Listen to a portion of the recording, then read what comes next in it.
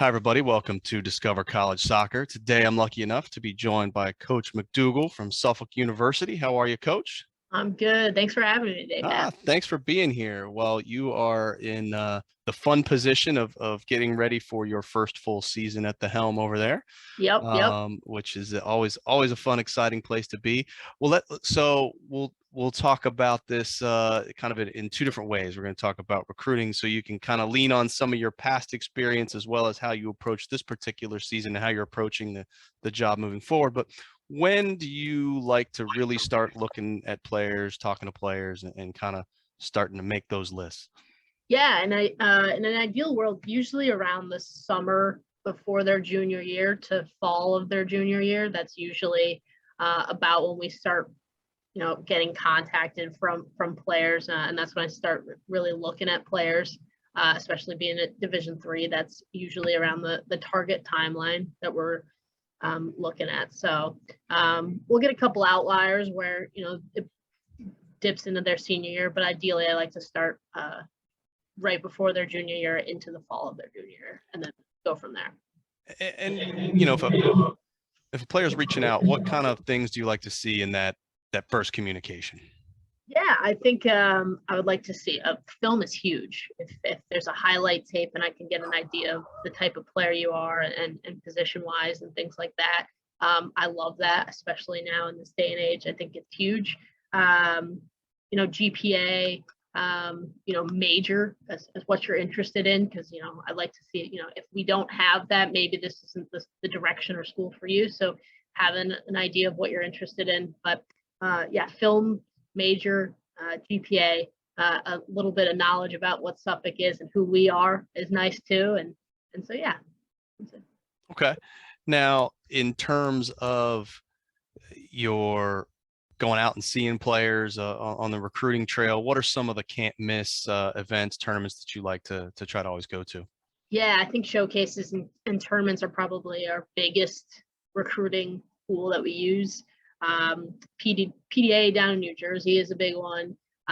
Disney showcases are great. Any ECNL showcase is good. Those are usually down in the Carolinas or out in Texas. I like to hit, all over the country. I like to hopefully bring in players from around the country here to Boston. So, but yeah, the bigger the showcase and big tournaments, the more people we can see and teams we can hit, the better. So. And what about camps? Do you have your own camps? Do you work other camps? Your staff work other camps? How do those fit in? Yeah, so this summer we actually have a camp coming up, little plug, August 13th. We have our ID clinic, so that's good. We got a couple more weeks of registration, and then we'll get that in. And then usually, I'll coach a couple camps. This summer I've been a little more focused on getting my feet wet and getting the job, but I've had a couple camps reach out for me to work and things like that. So, and then if I can send any staff too as well, and hopefully they can, get paid as well too. So I think camps are a big piece as well. So whether it's, if you're looking at a player, whether at a tournament or a camp or anything like that, what's kind of your specific hierarchy of what you're looking for in a player, whether that's on the field or off the field stuff? Yeah, I think for me, the biggest piece is work rate. Talent can only take you so far. The work rate is huge. I tell my, tried to talk to my current players, about having shocking effort. If I should be like, show up to a field and be like, wow, that girl's effort is crazy. Making the plays that help your team, whether it's getting back when you're an attacking player and you're getting back to help defend in the last couple minutes, whether it's you're a defender and you're going up and helping the attack if you need a goal, making the tackles, making the block shots. So the little things that push your team over the edge. So that effort piece is one thing that I look at. And then the talent and the technical piece and also how a player interacts with their teammates and coaches. I think relationships for us here at Suffolk are huge, and how you interact with the people around you and treat your family and the coaches and your teammates is a big part of what we do. So I think those are some things that I really look for when I go to a field. So no, that's great. Do you look at, and this is going to be a little bit of a broader question, but how do transfers, international players, and like junior college fit into your equation, if they do at all? Yeah, so they do. I mean, I look, talent. If you are competitive and you work and you're talented and we'll look at you. It doesn't matter whether you're international or a transfer or junior college. We're interested. So if, I've got a couple people that are looking to transfer for their 5th year of eligibility that we're in talks with, I've had talk to a couple international students. We have a junior college coming to walk on and try out this preseason. So we're definitely open to it. And we're excited about it. I actually played on a team when I was a senior. I think we had 14 international players, and they're some of my best friends in the whole world. So I think that adds and enhances the player's experience, and I'm extremely open to it. So that's great. Well, the one question that's always on every parent's mind is financial questions. So obviously Division III with no athletic money, but what is the overall kind of tuition, academic scholarship, grant, financial aid picture look like at Suffolk for an average incoming player? Right. Yeah. So we're being in downtown Boston, we're probably one of the cheaper private institutions in the Boston area, which is a really nice perk, especially when going to school in the city like that. We do, like you said, we don't have athletic scholarships, so it's all based off of merit. So basically, the higher GPA you have, the better SAT scores, the better, application that you have, the more likelihood that you're going to get more merit money. So we range from this is going off of last year numbers, around 5,000 to 22,000 merit scholarships. That's before financial aid. So yeah, you're looking at a pretty good discount, especially if you're a good student. That's why we look for good students, because it really helps out knocking down those numbers. And we know college isn't cheap these days, so we try to do everything that we can to give the students, the potential student athletes, the best opportunity they can. No, that's awesome. Yeah. Well, let's talk a little bit more about the school. Folks may not be familiar with Suffolk. It's not BU or BC, but it is right there in Boston. So yes, besides what I can find on the website, give me some of the awesome things that you've learned and that you've discovered in your first 6 months there at the school. Yeah, I mean, well, one fun fact, we are the only institution in downtown Boston. So everyone is a little in a different neighborhood, but we are the epitome of the institutions in downtown Boston. So it's really cool. We're right at the foot of Beacon Hill, right across the street from State Courthouse, steps away from the Boston Commons. So we're in the real heart of it. So when you're talking about post-grad opportunities, internship opportunities, you quite frankly don't have to walk more than a couple blocks. Tufts Medical Center's right down the street. The TD Garden is a 5-minute walk. So it really is in the heart of everything, and it really gives a good opportunity for students and student athletes to not only have fun and go to experience things, but also, the jobs and internships are great. Another thing that's really cool that I recently learned is we have the 5th largest proportion of international students here at Suffolk. Yeah, in the entire United States of all college institutions. So I thought that was a really, really cool thing. So we have a campus out in Madrid. So it's we really encourage the international population. It's cool, and it's a great way for students to meet people from all walks of life. So it's something we're really proud of. Oh, that's great. Well, obviously the student comes first in student athlete. So specifically at Suffolk, how do the soccer players there really balance their studies and their sport commitments, and what kind of support mechanisms are there in place to help them on that journey? Yeah, I mean, before I got here, they've been doing a really great job. I think including this year, this is the 5th year in a row that they've had the United Soccer Coaches Team Academic Award, which is above a 3.3, I believe. And so we're really, really proud of that. They balance that really well. I personally like to get involved in with having bi-weekly individual meetings during the season, and then in our spring season as well, just to see how they're doing academically, and making sure that they're all right. And then we're actually looking to hire a new associate athletic director who will be, doing programming and academic support, and other things as well. But that's one main focus. So we do a really, really good job of it and staying on top of it. And another thing we're proud of here too. Good. Well, can you give me, I know this is going to be your first time there this fall, but can you give me an idea of what that typical week during the season is going to look like in terms of when's practice time, when's class time, which kind of your game cadence and that kind of thing?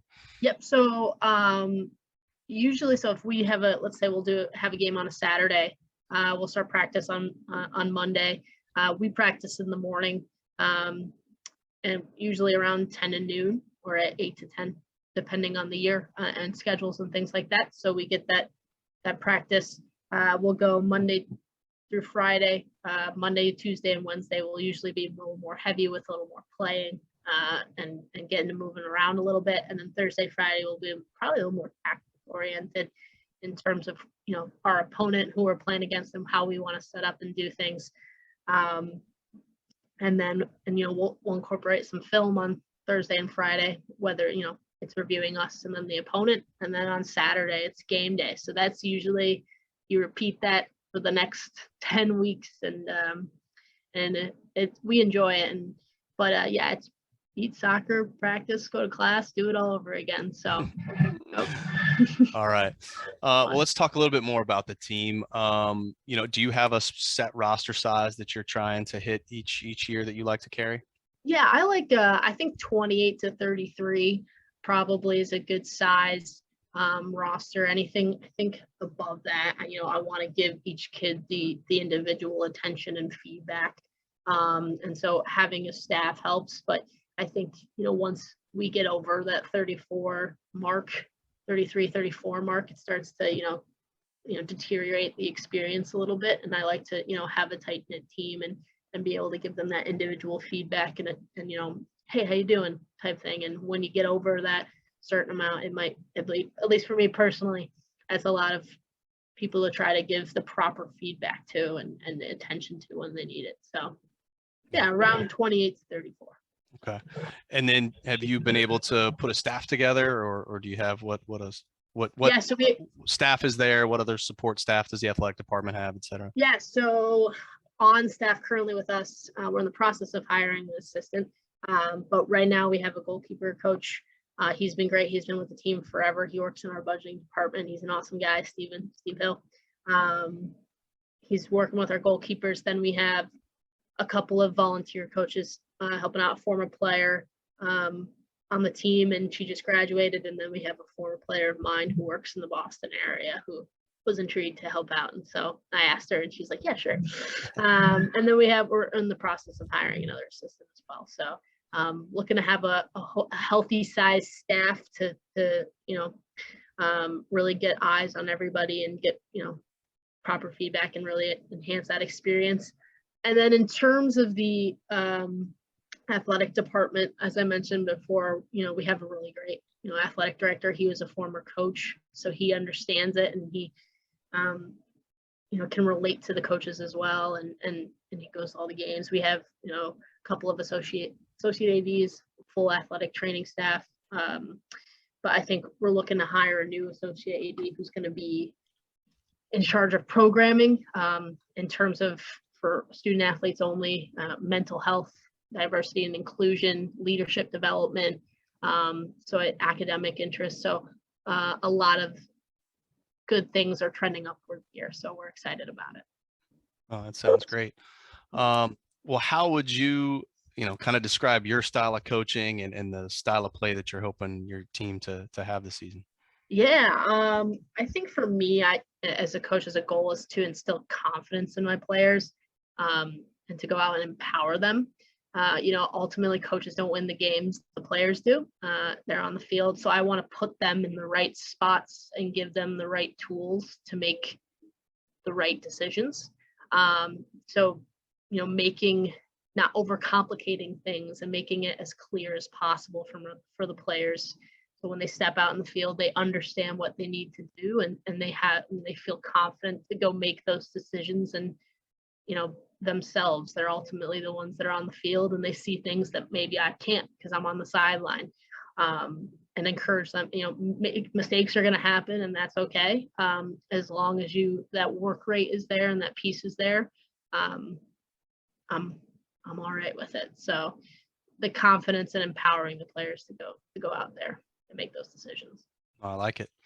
Well, you started, I guess, in March, so you had maybe a little bit of that off-season program potentially with your returning players. So what do you see that kind of off-season program looking like when it's not the fall?